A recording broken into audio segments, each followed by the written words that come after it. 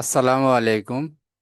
Share মার্কেটের সাথে সংশ্লিষ্ট ভাই ও বোনেরা, এখন আমি আপনাদের সামনে ক্যাপিটাল ইনসাইড বিডির পক্ষ থেকে এবং কলর লার্নিং হাবের পক্ষ থেকে হাজির হয়েছি। আমি মোহাম্মদ কলল হোসেন।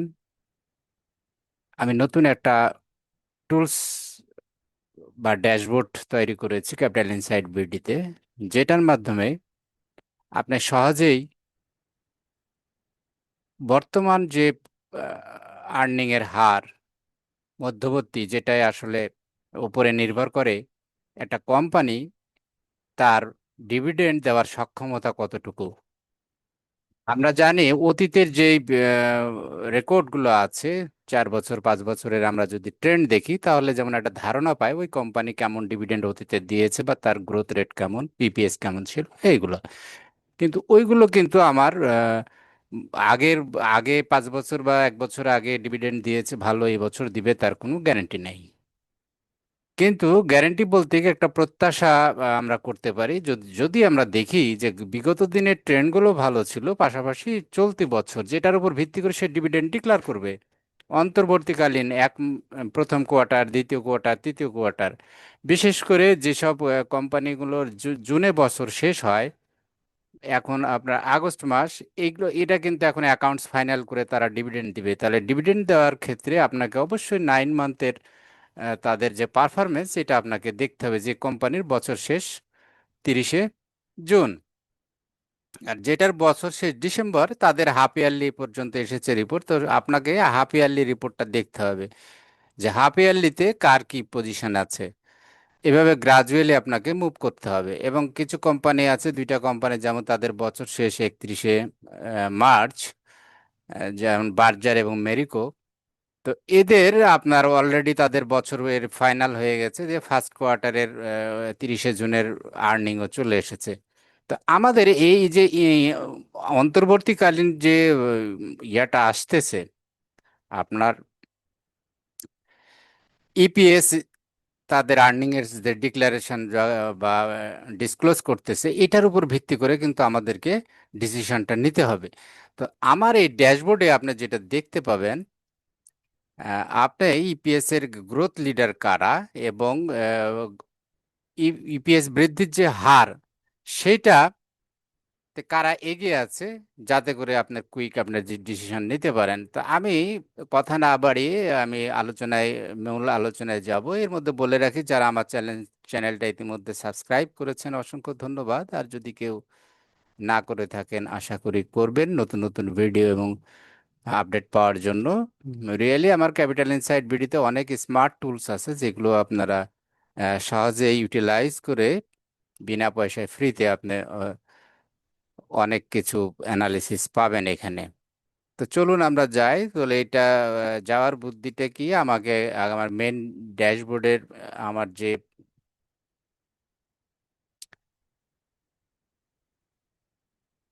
এইখানে আমি একটু ঢুকছি। এখানে অ্যাকচুয়ালি আমি এই পেজে আসছি। এটা কিভাবে আসবেন এই পেজে আমি একটু দেখাই। যারা মেন, আমি এই পেজটার লিংক, অর্থাৎ এই অ্যানালিসিস টুলসের লিংকটা আমি এই ডেসক্রিপশনের মধ্যে দিয়ে দেব এবং কমেন্ট সেকশনে থাকবে। তো আপনি মেনু হয়ে যাবেন কিভাবে, এই মেনুতে আমি নতুন এটা সংযোজন করেছি, কাস্টমাইজ রিপোর্ট ডিএসি। এর মধ্যে যাই পাবেন এইখানে, আমি একটু হোম হয়ে যায়, তাহলে বুঝতে সুবিধা হবে। হ্যাঁ, হোম মেনু হয়ে গেলে সব দেখা যাবে এখন। তো এইখানে যেটা আপনি দেখবেন, কাস্টমাইজ মেনুর মধ্যে ডিএসসি স্টক সমূহের অন্তর্বর্তীকালীন পারফরমেন্স বিশ্লেষণ মাস্টার ড্যাশবোর্ড, এই যে এটা, এইখানে ক্লিক করবেন। করলে আপনি চলে আসবেন, এইখানে আসার পর একটু নিচের দিকে যাবেন। এই যে ড্যাশবোর্ডটা অ্যাকচুয়ালি এখান থেকে শুরু, উপরের দিকে কিছু নিয়ম কানুন বলা আছে। তো এই ড্যাশবোর্ডে এখানে আপনি দেখতে পাচ্ছেন যে এখানে টোটাল 395টি ইনস্ট্রুমেন্টের এখানে ট্রেড হয়েছে, ট্রেড হয় এখন। কোনোটা হয়তোবা থাকে, কিন্তু এখন 395টি অ্যাক্টিভ স্টক আছে, ইনস্ট্রুমেন্ট আছে। এর মধ্যে 317টার প্রতিবেদন দিয়েছে, এবং এই প্রতিবেদন 6 ধরনের প্রতিবেদন আছে এখানে।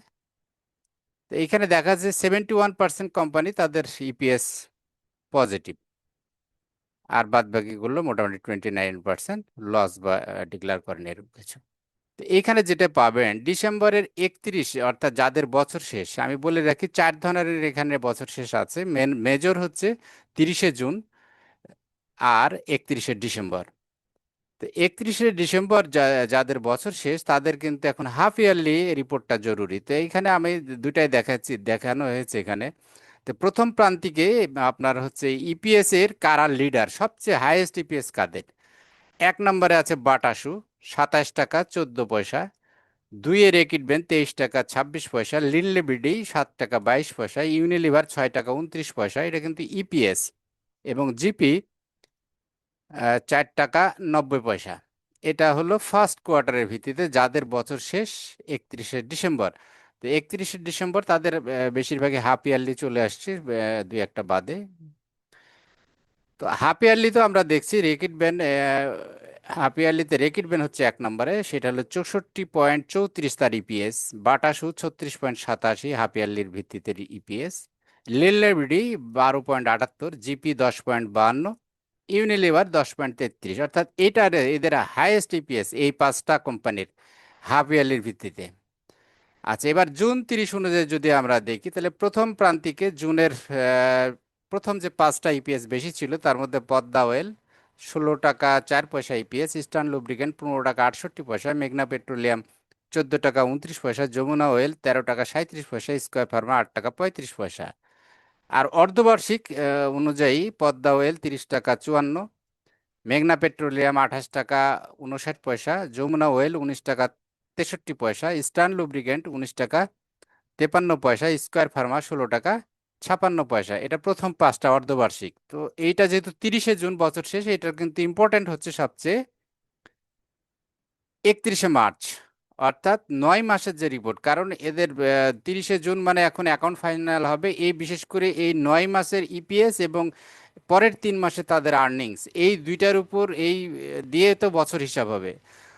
এটার উপর ভিত্তি করে তারা ডিভিডেন্ড দেওয়ার সক্ষমতা এবং ডিভিডেন্ডটা কেমন হতে পারে একটা প্রত্যাশা করা যেতে পারে। তো আমরা যদি দেখি 30শে জুনের যাদের বছর শেষে এরকম 5টা কোম্পানি 9 মাসের র্যাঙ্কিং। পদ্মা অয়েল আছে 1 নম্বরে 44 টাকা 2 পয়সা ইপিএস। মেঘনা পেট্রোলিয়াম 2 নম্বরে 41 টাকা 51 পয়সা ইপিএস।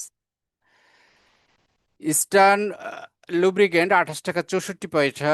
যমুনা অয়েল 26 টাকা 57 পয়সা। স্কয়ার ফার্মা 23 টাকা 29 পয়সা। এগুলো হচ্ছে থার্ড কোয়ার্টার ভিত্তিতে ইপিএস এর লিডারেরা।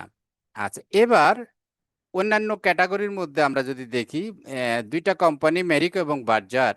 মেরিকোর ইপিএস হচ্ছে 54 টাকা 12 পয়সা, আর বার্জারের ইপিএস হচ্ছে 36 টাকা 81 পয়সা। তাহলে আমরা এখানে দেখতে পেলাম যে ফার্স্ট কোয়ার্টার আসছে এই এই দুইটা কোম্পানির, কারণ 30শে জুনে এদের বছর শেষ 31শে ডিসেম্বর শেষ হয়। এখন আমরা একটু ভিজুয়ালি দেখি। এখানে ভিজুয়ালি দেখা যাবে যে কারার লিডার, ওখানে যেগুলো তথ্যতে আছে আপনি অ্যাট এ গ্লান্স এখানে দেখতে পাচ্ছেন। ফার্স্ট কোয়ার্টারের 31শে ডিসেম্বরের ভিত্তিতে বাটাসু, রেকিট বেন এগুলো আছে। এবং 31শে ডিসেম্বরের half yearly ranking Reckitt Ben, Bata shoe, লিনলেভিডি, জিপি, ইউনিলিভার। 30শে জুন ফার্স্ট কোয়ার্টারে পদ্মা অয়েল, ইস্টার্ন লুব্রিক্যান্ট, মেঘনা, যমুনা অয়েল, স্কয়ার ফার্মা, এটা আপনি দেখতে পাচ্ছেন অ্যাট এ গ্ল্যান্স।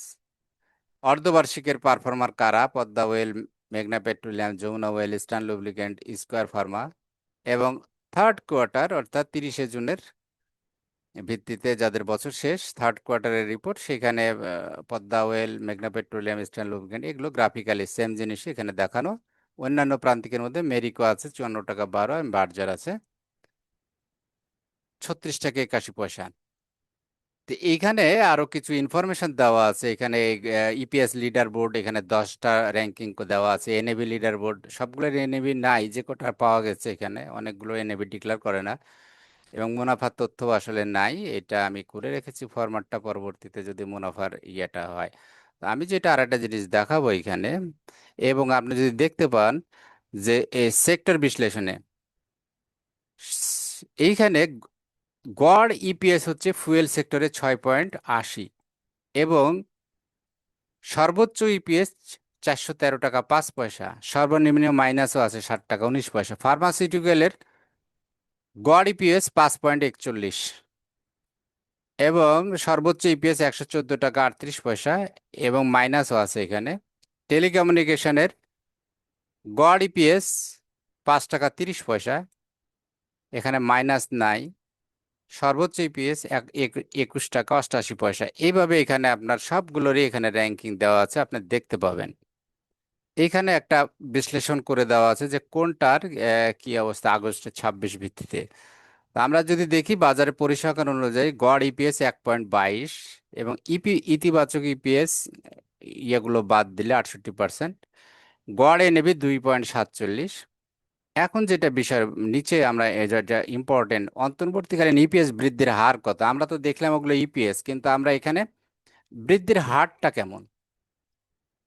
তো আর্থিক হিসাব বছর যেটা জুন শেষ, সেটার আমরা শুধু মার্চেরটা দেখব। এখানে যদিও সবগুলো আছে, তো মার্চের আমরা 31শে মার্চ 2026, 9 মাস শেষ হয় যাদের। তো এইখানে রানার অটো দেখাচ্ছে ইপিএস এর অনেক হাই, কিন্তু শুধু ইপিএস এর গ্রোথ দেখলে হবে না, তার ইপিএসটা কত অ্যাকচুয়ালি। অনেক সময় মাইনাসের থেকেও হয়তো কম মাইনাস হলো, গ্রোথটা বেশি হলো, কিন্তু ইপিএস অ্যাকচুয়াল ফিগার দেখতে হবে। কেপিসিএল এমনি গ্রোথ দেখাচ্ছে, এগুলো বেশি 461। ETL 291.67, BPPL 281.33, কেবিপিপিএল 280। কিন্তু শুধু গ্রোথ দেখলে হবে না, আমরা এখান থেকে খালি একটা ধারণা পাবো। নিচের দিকে একটু যদি দেখি, এটা ডিটেলস। এই এই 30শে জুন যাদের বছর শেষ, তাদের সবগুলো কোম্পানির এখানে যাদের ইপিএস এর গ্রোথ পজিটিভ, তাদের এখানে গ্রিন কালার করা আছে, যাদের নেগেটিভ সেটা রেড কালার। আপনি অ্যাট এ গ্লান্স দেখলে আপনি বুঝতে পারবেন যে কোন কোম্পানির অ্যাকচুয়াল ইপিএস কত। এখানে প্রত্যেকটা কোম্পানির এখানে, অর্থাৎ 30শে জুন একটা সেপারেট করে দেওয়া আছে। আবার ঠিক একইভাবে 31শে ডিসেম্বর যাদের বছর শেষ, তাদের কিন্তু আমাদের জুনটা দেখতে হবে। এইটা 9 মাসেরটা, এটা গত বছরের 9 মাসের। এটা আমি রেখেছি ফরম্যাটটা যাতে করে পরবর্তীতে সেপ্টেম্বরের আসলে অটোমেটিক এখানে আপ হয়ে যায়। অটোমেশন করার জন্য এটা রাখছি আমি। 9 মাস, এটা কিন্তু এই 9 মাস, এটা গত বছরের সেপ্টেম্বরের 2025-এর র্যাঙ্কিং। আমরা শুধু যেহেতু 31শে ডিসেম্বর হাফ ইয়ারলি আসছে, আমরা এই র্যাঙ্কিংটা দেখব। এখানে এনআরবিসি আছে 1 নম্বরে, 661.25% growth. IPDC 433.33 point. Dutch Bangla bank 318.27% growth. SICL 200% growth. Pragati insurance 196.19% growth. এইটা দেখলাম যাদের বছর শেষ 31শে ডিসেম্বর।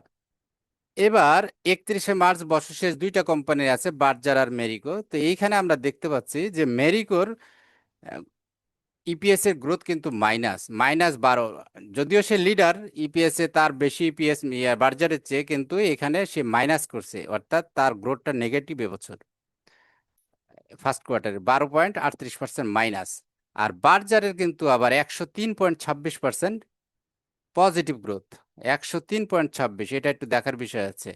এবং বার্জার, আমি বলছি না বার্জার কিনেন আপনারা, কিন্তু বার্জারের যেহেতু তার বছর শেষ মাত্র হয়েছে, ফার্স্ট কোয়ার্টারের রিপোর্ট এটা, অনেক সময় এই সময় দামটা কম থাকে যদি, এবং আমরা দেখতেছি তার ইপিএসও গ্রোথ ভালো আছে এখানে। আরেকটু অ্যানালিসিস করব আমরা বার্জারের, দেখবো তার ডিটেলসটা। আচ্ছা, এইখানে এই আমরা দেখলাম 31শে মার্চের এরকম আছে চারটা ইনস্ট্রুমেন্টে, তার মধ্যে দুইটা কোম্পানি বার্জার আর মেরিকো, আর এআইবিএল ফার্স্ট মিউচুয়াল ফান্ড আর এমবিএল ফার্স্ট মিউচুয়াল ফান্ড, এই দুইটারও বছর শেষে 31শে মার্চ। তাহলে এখন 30শে সেপ্টেম্বরে বছর শেষ হয়, এরকম দুইটা ইনস্ট্রুমেন্ট দেখেছি আমরা, LR G global mutual fund, VM mutual fund, কিন্তু তারা কিন্তু তাদের হিসাব বছর কিন্তু আপ টু ডেট করে না। এটা অনেক আগের ফিগার, 23-24 সালের ফিগার। এটা কিন্তু লেটেস্ট, ওরা তাদের কোনো ডেটা ইয়াতে নাই, ঢাকা স্টক এক্সচেঞ্জের ওয়েবসাইটে নাই। তো এই ছিল আমাদের। এখন আমরা যদি ইন্ডিভিজুয়াল কারো পারফরমেন্স দেখতে চাই, তাহলে কিভাবে দেখবো আমরা? এখানে আপনারা খেয়াল করেন, ওই এখানে আছে আপনার, এইখানে ক্লিক করবেন। আমরা যদি বার্জারটা দেখতে চাই, তাহলে আমি বার্জার এখানে লিখলাম, বিআর লিখলে বার্জার চলে আসলো।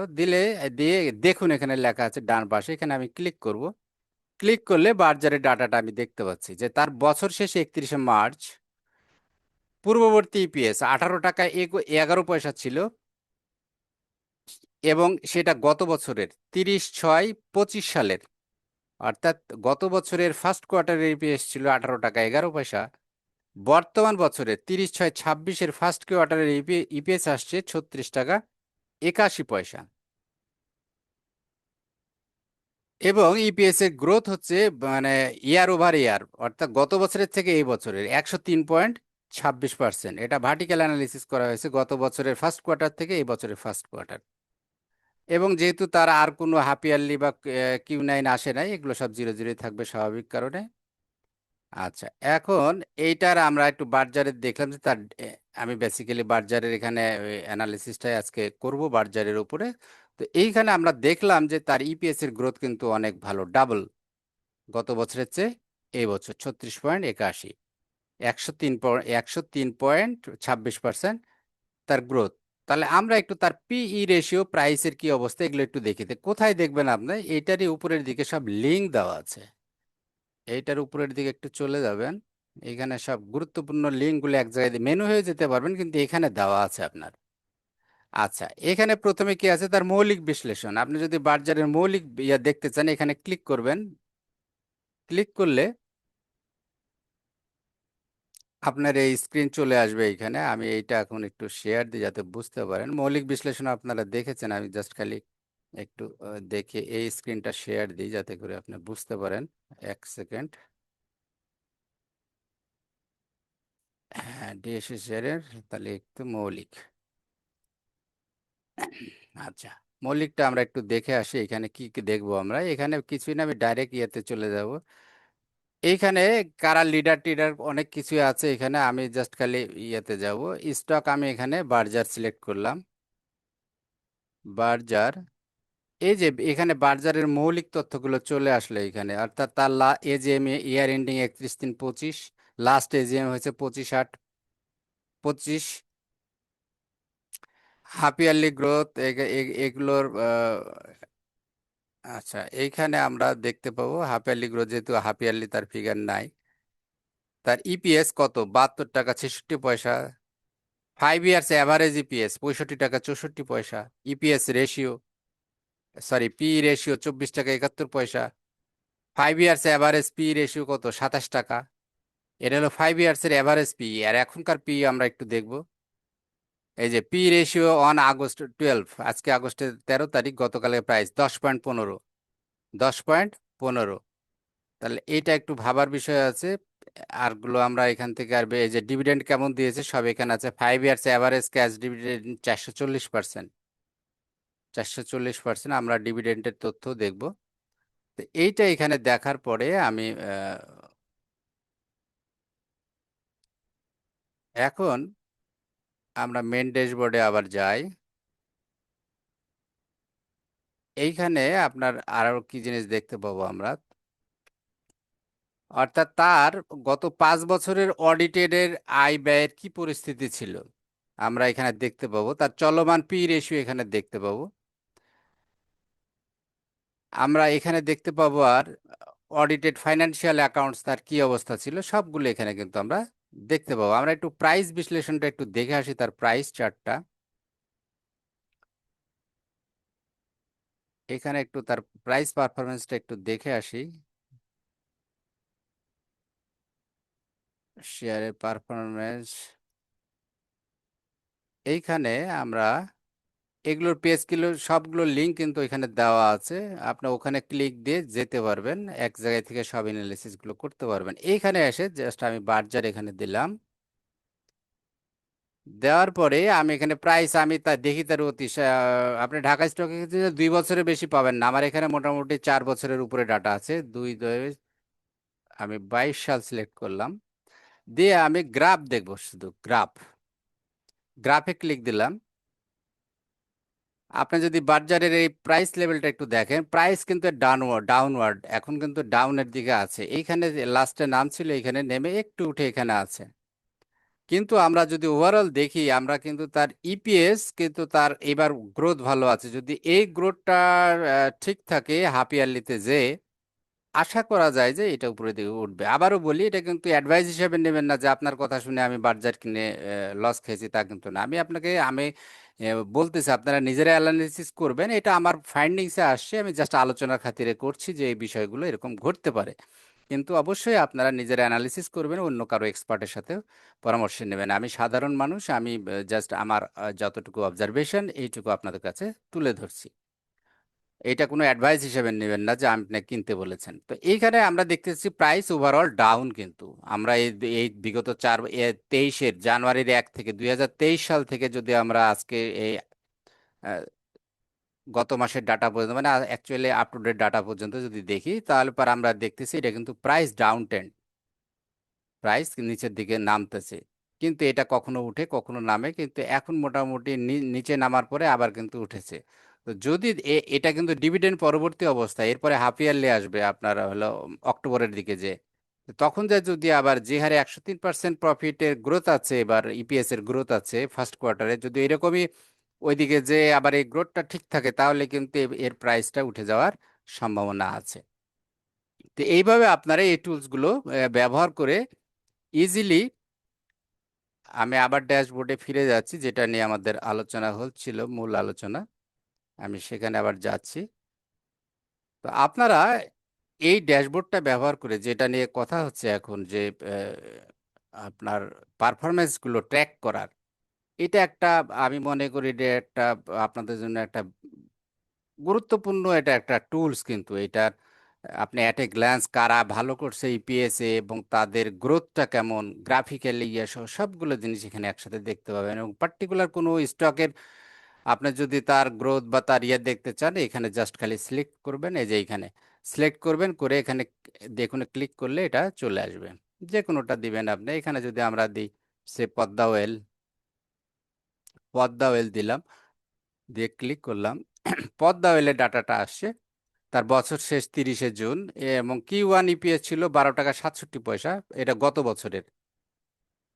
সেটা ছিল 30/9/24-এর, আর তার আগে আর আর 30/9/25-এর ফার্স্ট কোয়ার্টার, সেখানে ইপিএস হলো 16 টাকা 4 পয়সা, অর্থাৎ 12 থেকে 16 তার গ্রোথ ছিল, 26% গ্রোথ ছিল ইপিএস এর first quarter to first quarter.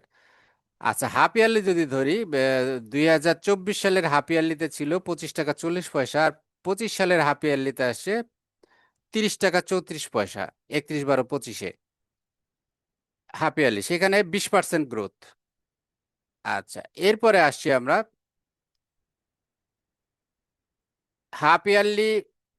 এটা হচ্ছে গত বছরে হাফ ইয়ারলির সাথে এই বছরে। আর যদি আমরা হাফ ইয়ারলির সাথে Q1 ধরি, তার উপরেও গ্রোথ আছে, একটু বেড়েছে 1 দশমিক। এটা হচ্ছে এই গ্রোথটা হচ্ছে এই বছরেরই ফার্স্ট কোয়ার্টারের সাথে হাফ ইয়ারলিতে কতটুকু বেড়েছে, সেখানেও দেখতেছি আমরা 90% বেড়েছে। পূর্ববর্তী বছরের 9 মাসের ইপিএস ছিল 40 টাকা 20 পয়সা, 31/3/25-এর ফিগার। আর 31/3/26-এ, যেটা 9 মাস, এটার উপর ভিত্তি করেই কিন্তু, এবং এই পরবর্তী 3 মাসের প্রফিটের উপর ভিত্তি করেই কিন্তু ডিভিডেন্ডটা দিবে।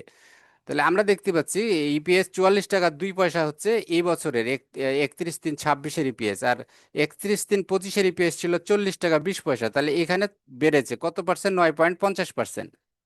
আর যদি আমরা হাফ ইয়ারলির থেকে গ্রোথ দেখি এই বছরের হরিজন্টাল গ্রোথ, তাহলে 44.14%। অর্থাৎ আপনি এখানে বসে থেকে, একই জায়গায় বসে থেকে, প্রত্যেকটা স্টক একটা ধরে ধরে আপনার টার্গেট স্টকগুলোর পজিশন কি আপনি অ্যাট এ গ্লান্স দেখতে পারবেন। তো এই ছিল আলোচনা। আশা করি আমার টুলসগুলো আপনারা ব্যবহার করে অবশ্যই বেনিফিটেড হবেন, নিঃসন্দেহে, কারণ এইগুলো কোনো বোগাস ভিত্তিতে নয়, এটা সায়েন্টিফিক ওয়েতে এগুলো অ্যানালিসিসগুলো করা হয়েছে, যেটা রিয়েল ওয়ার্ল্ডের সিনারিওর ভিত্তিতে এবং অ্যাকচুয়াল ডাটা, ঢাকা স্টক এক্সচেঞ্জের এটা অ্যাকচুয়াল ডাটার উপরে করা আছে। কাজে আপনি একটার উপরে বিশ্বাস রাখতে পারেন যে এই অ্যানালিসিসগুলো আপনি কনফিডেন্সলি ব্যবহার করতে পারেন। তো আপনারা যারা চ্যানেলটা আমার সাবস্ক্রাইব করেছেন, আবারও ধন্যবাদ। যদি কেউ না করে থাকেন, আশা করি করবেন নতুন নতুন ভিডিও এবং অ্যানালিসিস দেখার জন্য। Thank you very much. আবার কথা হবে। আল্লাহ হাফেজ। Bye for now.